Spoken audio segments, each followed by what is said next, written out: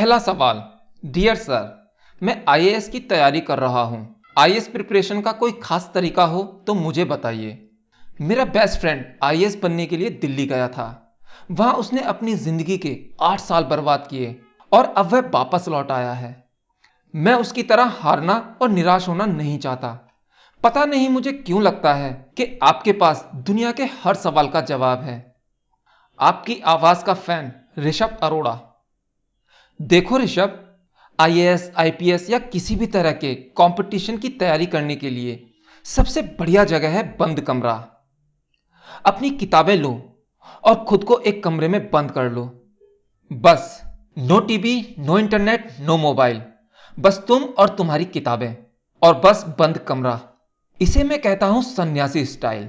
बाहरी दुनिया से कांटेक्ट के नाम पर तुम्हारे पास बस 2-4 दोस्त होने चाहिए। और वो दोस्त कैसे होने चाहिए, मैं आपको थोड़ी देर में बताऊंगा।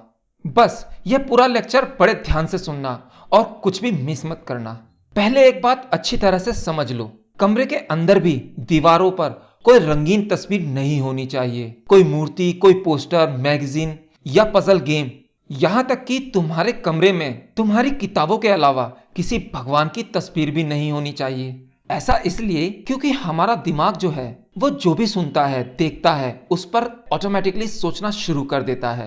अगर तुम सड़क से गुजर रहे हो और सामने दीवार पर कुछ लिखा हुआ है और तुम्हारी नजर उस पर पड़ती है, अब तुम चाहो या ना चाहो तुम्हारा दिमाग उस चीज को पढ़ लेगा। तुम्हारा दिमाग उस चीज को पढ़ने से पहले तुम्हारी परमिशन नहीं मांगेगा। दीवार पर लिखी चीज को तुम्हारे दिमाग ने पढ़ लिया, अब उसके बारे में तुम्हारा दिमाग सोचना शुरू कर देगा, कहानी बनाना शुरू कर देगा और साथ ही साथ उसे अपनी जिंदगी के साथ जोड़ना शुरू कर देगा। मान लो तुम रेलवे स्टेशन पर खड़े होकर रेल का इंतजार कर रहे हो। तभी तुम्हारी नजर वहां लगे एक फिल्मी पोस्टर पर पड़ती है और फिल्म का नाम है अंधा कातिल। तुम्हारा दिमाग उस नाम को अपने आप पढ़ लेगा और तुम हैरान भी होगे और हंसोगे भी कि भाई ये कैसा नाम हुआ, अंधा कातिल। यानी अंधा भी है और कातिल भी। तुम्हारे दिमाग में एक ऐसे इंसान की तस्वीर बनेगी जिसने बड़े बड़े काले रंग के चश्मे पहन रखे होंगे और हाथ में एक छड़ी होगी और दूसरे हाथ में पिस्तौल पकड़ रखी होगी। वो कभी दाएं गोली चलाता है तो कभी बाएं गोली चलाता है। गोली किसे लग रही है उसे कोई परवाह नहीं है। या फिर तुम सोचते हो कि वो अंधा कातिल सोच समझ के कत्ल करता होगा। वो कत्ल क्यों करता होगा? और बहुत संभावना है कि तुम वो फिल्म देखने जरूर जाओगे, क्योंकि फिल्मों के पोस्टर बनाने वाले और फिल्मों के नाम रखने वाले अच्छी तरह जानते हैं कि इंसानी दिमाग कैसे काम करता है। और वो लोग अच्छी तरह जानते हैं कि किसी के दिल में जगह बनाने के लिए केवल एक नजर ही काफी है। और तुम्हारा हिंदुस्तानी दिमाग इस नाम को अंग्रेजी में ट्रांसलेट ना करे ऐसा तो हो ही नहीं सकता। तुम सोचोगे कि अंधा कातिल का अंग्रेजी में नाम होगा ब्लाइंड किलर। सिर्फ एक नजर पड़ी थी तुम्हारी इस पोस्टर पर और तुम्हारा दिमाग उलझता चला गया, उलझता चला गया। हो सकता है कि तुम उस अंधे कातिल से लड़ो, या फिर यह भी हो सकता है कि तुम खुद को ही वो अंधा कातिल समझने लगो। तुम्हारी एक नजर पड़ी उस पोस्टर पर और तुम्हारा दिमाग 3 घंटों के लिए उलझ गया। ये हमारे दिमाग के काम करने का तरीका है। वो जो भी देखता है उस पर आगे आगे की कहानियां बनाने लगता है, तस्वीरें बनाने लगता है।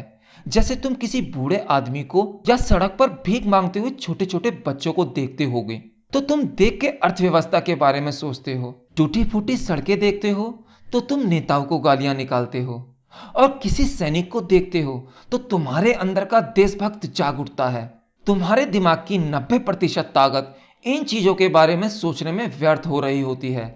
यहां एक बात और ध्यान रखना, हम जिन चीजों में दिलचस्पी रखते हैं उन चीजों के बारे में सोचने और कहानियां बनाने में हमारे दिमाग का एक बहुत बड़ा हिस्सा 3 दिन से लेकर 3 महीनों तक उलझा रहता है। यानी अगर आपको किसी चीज में बहुत दिलचस्पी है तो मामला 3 घंटों में खत्म नहीं होगा। इसलिए सन्यासी स्टाइल, खुद को बंद कमरे में पढ़ने का तरीका आपको अच्छा रिजल्ट देता है, हमेशा, हर बार। बस कुछ चीजों का ध्यान रखना। पहली चीज, सुबह उठते ही पढ़ना शुरू कर दो। सिर्फ फ्रेश होने के अलावा और कोई काम मत करो। उठते ही मैं कह रहा हूं, चादर से मुंह निकाला, लाइट जलाई और किताब पकड़कर बैठ गए। बस ना दाएं देखा ना बाएं, उठते ही पढ़ाई शुरू। लेकिन अगर तुम सुबह पढ़ाई करने से पहले तुम सोचो कि जरा मैं अपना फेसबुक का स्टेटस तो अपडेट कर लूं, तो तुम गए काम से। फिर तुम पढ़ाई ना कर पाओगे। एक एसएमएस पढ़ लूं, टीवी पर एक आधा गाना देखकर अपना दिमाग फ्रेश कर लूं, थोड़ा योगा कर लूं, पूजा प्रार्थना कर लूं, तो तुम गए काम से। पढ़ाई शुरू करने से पहले तुम अगर सोचो कि जरा पेंसिल छील लूं, इरेजर पास में रख लूं, तो तुम गए काम से। फिर तुम पढ़ ना पाओगे। बस समझ लेना कि तुमने वह दिन बर्बाद कर दिया। तुम पेंसिल छीलने के लिए शॉर्पनर या ब्लेड ढूंढने लग जाओगे, अपने टेबल का ड्रॉर खोलोगे, अचानक तुम्हें तुम्हारी खोई हुई चाबी मिल जाएगी और तुम कहोगे, धत तेरे की, ये चाबी यहां पड़ी है, मैंने इसे कितना ढूंढा लेकिन तब ये नहीं मिली, ये यहां पड़ी है, चलो अब मैं इसे संभाल कर रख देता हूं। फिर तुम वह चाबी को रखने अलमारी के पास जाओगे और जैसे ही अलमारी खोलोगे और तुम वहां देखोगे कि तुम्हारे बचपन की एक तस्वीर रखी है। फिर तुम उसे देखोगे जिसमें तुम प्लास्टिक की बंदूक लिए खड़े हो और फिर तुम वह तस्वीर देखकर मुस्कुराओगे और सोचोगे, मैं कितना क्यूट बच्चा था और यह बंदूक मेरे पापा ने मेरे पहले जन्मदिन पर मुझे गिफ्ट में दी थी। इसी बंदूक से मैं अपने दोस्तों के साथ खेलता था और उन्हें गोली मारता था। अंधा कातिल। फिर तुम्हें बचपन के सारे दोस्त याद आएंगे, स्कूल याद आएगा, टीचर्स याद आएंगे, होमवर्क याद आएगा। करीब आधे घंटे बाद तुम्हें वो पेंसिल याद आएगी जिसे छीलने के लिए तुम ब्लेड ढूंढ रहे थे। तुम फिर से ब्लेड ढूंढने लगोगे, ब्लेड मिलेगा, पेंसिल छीलोगे, उंगली कट जाएगी, दवाई लगाओगे, पट्टी बांधोगे। इस दौरान तुम खिड़की का पर्दा हटाकर पड़ोसन को देखने की कोशिश भी करोगे कि शायद आज किस्मत से कोई अच्छा नजारा देखने को मिल जाए। और ऐसा नहीं कि लड़के ही पड़ोसनों को देखते हैं, लड़कियां भी देखती हैं, पर वो जासूसी करने या किसी नई खबर के लालच में देखती हैं। खैर, मामला शुरू हुआ था पेंसिल छीलने से और तुम उलझते चले गए, उलझते चले गए। तुम सोचते हो एक आधा गाना सुनने से क्या जाता है। जाता है मेरे दोस्त, और ऐसा जाता है कि लौट के वापस नहीं आता। तुम इन्हें छोटी घटनाएं मत समझो, दिमागी तौर पर देखा जाए यह बहुत बड़ी घटनाएं हैं। देखो, पढ़ाई करते वक्त पढ़ी हुई चीजें याद रखने के लिए हम पूरी तरह अपनी आंखों और कानों पर डिपेंड होते हैं, इसलिए हमें इनका इस्तेमाल बहुत सोच समझ के करना चाहिए। अपनी आंखों और कानों को देखने और सुनने के लिए वही चीजें देनी चाहिए जो एग्जाम में आएंगी, जो सिलेबस में हो। अब हम क्या देखें क्या नहीं, इस पर कंट्रोल कैसे करें? इसे कंट्रोल करने का एक ही तरीका है, बंद कमरा।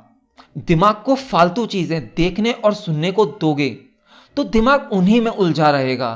तो सुबह उठो, अपने दिमाग को कहीं भी उलझने का मौका मत दो, सीधा किताब पकड़ लो।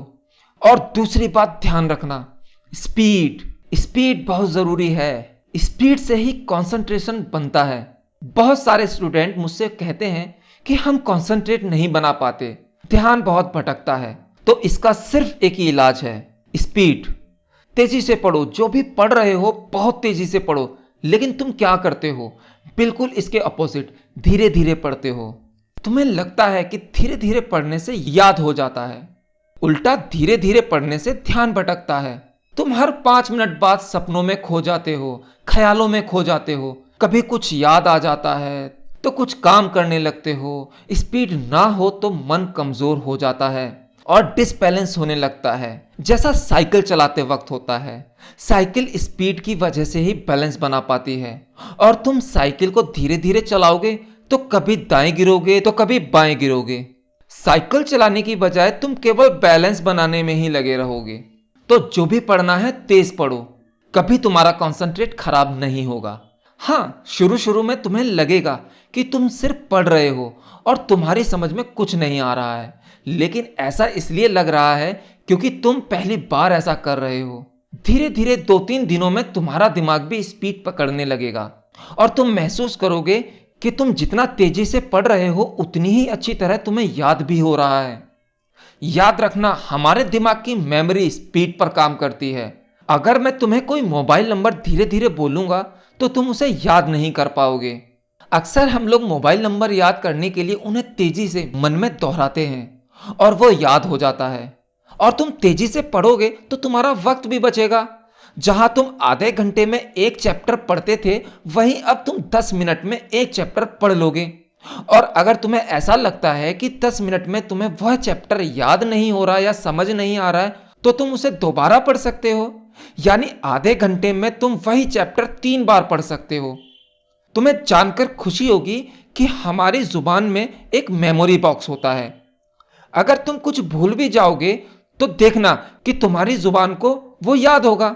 अगर तुम एग्जाम में लिखते लिखते कुछ भूल रहे हो तो पूरे पैराग्राफ को मुंह में एक बार दोबारा बोलना और तुम देखना खोए हुए शब्द फिर से याद आ जाएंगे। लेकिन यह मेमोरी बॉक्स तेजी से बोले हुए शब्दों और मंत्रों को ही याद रख पाता है। तुमने देखा होगा बहुत से लोग विदेशी भाषाएं बड़ी तेजी से सीख लेते हैं।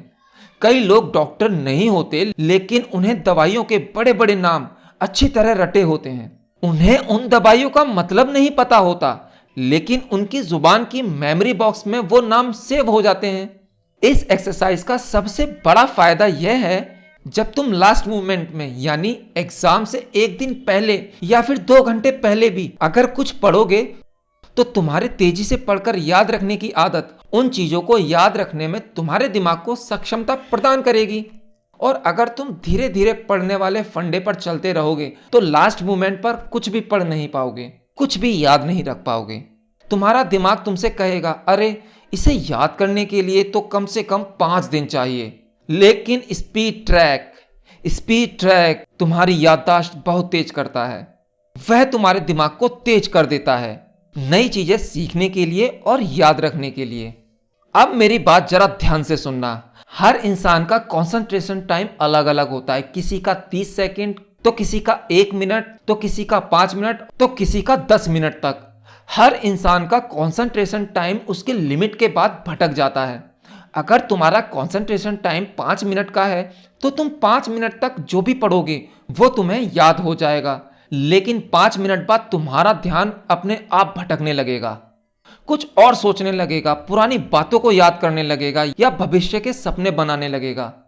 लेकिन इन 5 मिनटों में तुम जो भी पढ़ोगे वो हमेशा के लिए तुम्हारी याददाश्त का हिस्सा बन जाएगा। इसलिए अपनी स्पीड बढ़ाओ ताकि तुम कंसंट्रेशन के उस टाइम के अंदर अंदर ज्यादा से ज्यादा याद कर सको। तुम्हारा दिमाग 5 मिनट बाद फिर भटक जाएगा, उसे दोबारा उसी स्थिति में लौट आने के लिए उसे थोड़ा समय लगेगा। बस यही तरीका है हमारे दिमाग के काम करने का। तुम्हारा दिमाग 5 मिनट तक कंसंट्रेट करेगा और भटका रहेगा, फिर 5 मिनट तक कंसंट्रेट करेगा और फिर भटका रहेगा। और इसे कैसे कंट्रोल करा जाए ये बताऊंगा मैं अपने अगले लेक्चर में। तो लेक्चर पसंद आया तो प्लीज लाइक शेयर करना ना भूले। और जाते जाते अगर आपने अभी तक हमारे चैनल को सब्सक्राइब नहीं किया है तो हमारे चैनल का नाम है क्वेश्चन वर्ल्ड। वीडियो के नीचे रेड बटन होगा जिस पर सब्सक्राइब लिखा होगा, तो प्लीज आप उस पर क्लिक कर दें जिससे कि हमारा चैनल सब्सक्राइब हो जाएगा और मेरे आने वाले सभी अपडेट आपसे मिस नहीं होंगे। तो मैं मिलता हूं अगले लेक्चर में, तब तक के लिए बाय बाय।